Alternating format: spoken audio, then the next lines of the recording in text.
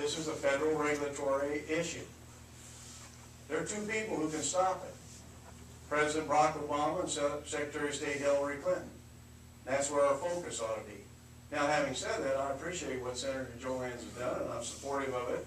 I sent a letter to Secretary Clinton explaining to her the issues I'm hearing out here about the pipeline, the Ogallala Aquifer, about the route, and maybe that route needs to change. Maybe they don't even go forward with it. But that's where the decision is. It's a federal regulatory issue. Nothing we can do at the state level this time is going to prevent or decide whatever they do on that issue. Maybe in the future, but not on this particular one. So that's where our focus ought to be. Secondly, I want to be very, very clear on these regulatory issues, okay? And no one's going to want to hear this, but I remember this very, very well, okay?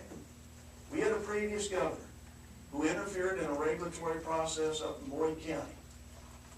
Cost the state of Nebraska $148 million. And I remember the governor who had to put it in his first budget. Me. $148 million because an executive branch official interfered in an inappropriate way in a regulatory process. So we have to be very, very careful in that regard. But this one's a federal regulatory issue. We're trying to do all we can to make sure they're aware of it. But that's where our attention ought to be. But states, the president. yeah, He's your president. We are. We are. Secretary of State Hillary Clinton, your Secretary of State.